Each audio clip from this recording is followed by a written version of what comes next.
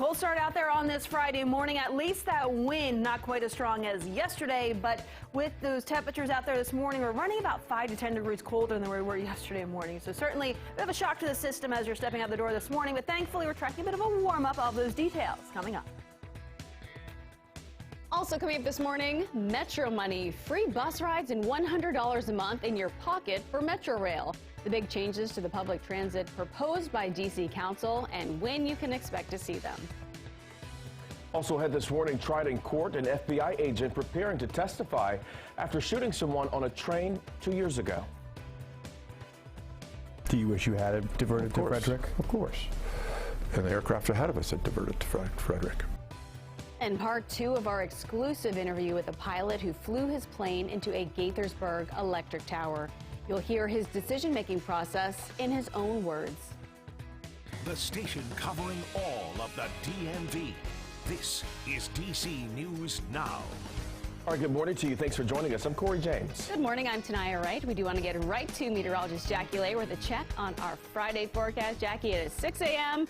and it is still cold. Yeah, that is right. Good morning, Tanaya and Corey. Definitely want to make sure that you are bundled up before you step out the door this morning. We're still at least an hour and 10 minutes ahead of sunrise this morning, and we'll likely see these temperatures stay right about where they are right now as we get closer towards that sunrise. Temperatures right now are at the freezing mark in D.C. We're 23 in Frederick, 19 in Manassas, as well as Winchester, and the wind chill at this point. Temperature difference from yesterday morning to this morning are running at least 5 and close to 15 degrees colder they were yesterday morning, but at least that wind, again, not nearly as strong as what we saw yesterday, but those wind chills, some of us are starting off feeling like we're into the upper teens, and that's certainly the case in Hagerstown and Frederick. Even down towards Fredericksburg, it's feeling like we're into low 20s. High pressure is out there with us today, and that's keeping us dry and quiet. We'll just see a few clouds, though, developing through the latter half of the morning into the early afternoon, and we'll see high temperatures, low 50s, which is nearly seasonable for this time of the year. A little bit warmer tomorrow, but we're tracking some scattered rain showers for your Saturday. I have more details on that coming up. But Shanika's here. Very latest on traffic. How's it looking out there this morning? Things are looking pretty decent right now. You're pretty quiet on 395 heading northbound. Watch for potential delays, though, as time goes on. You're just at the 6 o'clock hour.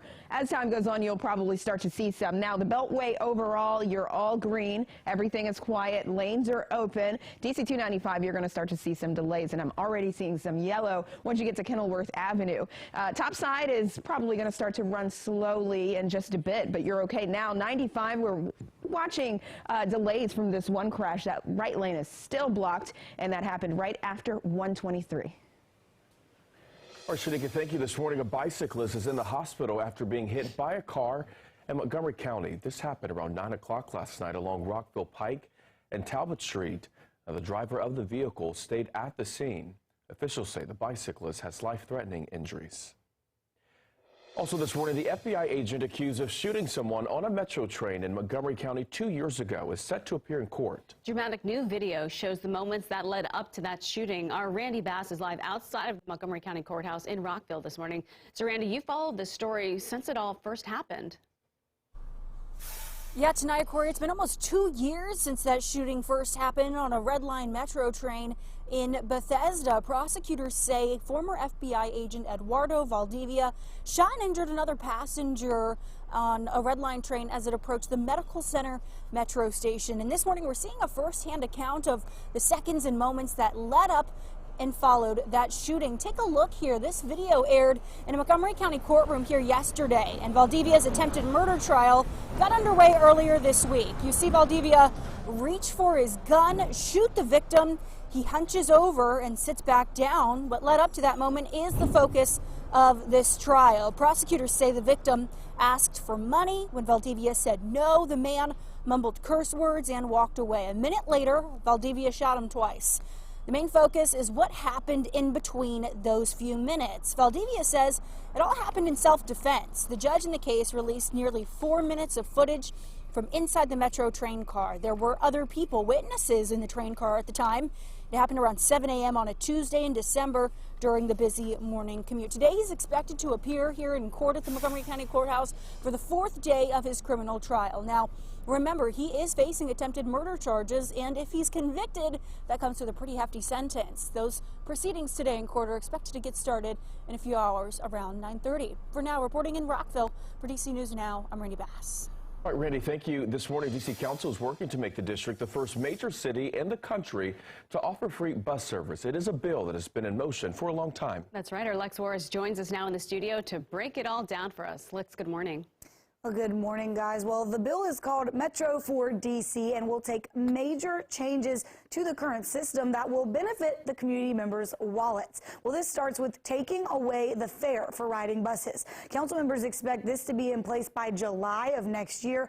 On top of that, council plans to expand on bus service, offering 24-hour service on the 12 most traveled lines. Now, they also plan on investing $10 million every year to improve bus service as a whole. It's a plan that's appealing to the community. It would really dissuade me from using my car. I would much prefer to either take my bike or public transit.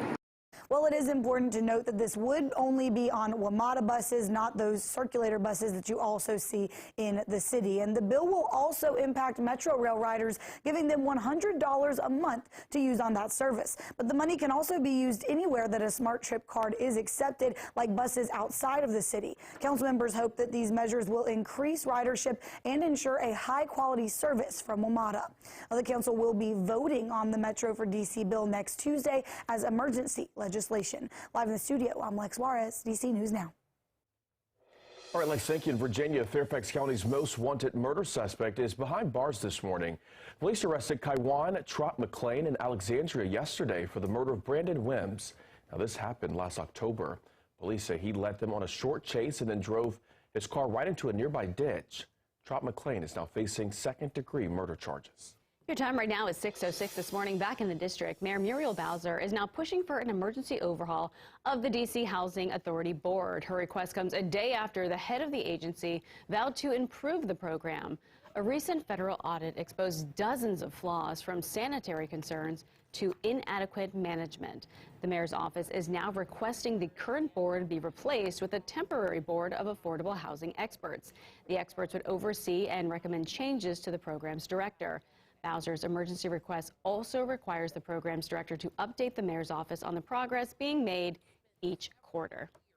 And a potentially devastating railroad shutdown narrowly is avoided. Yeah, lawmakers vote to force rail companies and unions to agree to a new labor contract ending the threat of a national rail strike. Hannah Brandt has more. Lawmakers are celebrating an overwhelmingly bipartisan vote they say keeps the economy on track.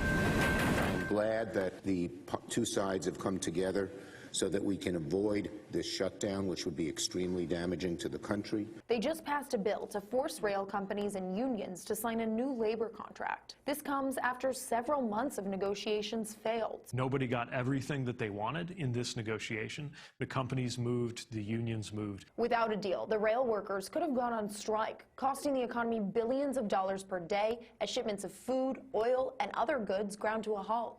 The special importance for economic security and even for national security of a functioning rail system. There is simply no substitute for it. The sticking point in negotiations was paid sick days for workers, which some unions wanted and the companies didn't. People who are working at dangerous jobs in inclement weather have zero paid sick leave. That is outrageous. The House did pass a bill to add paid sick leave to the contract, but it didn't get enough votes in the Senate. President Biden says that doesn't mean the fight has ended. Avoid the rail strike, keep the rails running, keep things moving, and I'm going to go back and we're going to get paid leave, not just for rail workers, but for all workers. For now, though, Congress says the immediate danger is over. It was urgent and necessary to avert a catastrophic national rail shutdown. In Washington, I'm Hannah Brandt.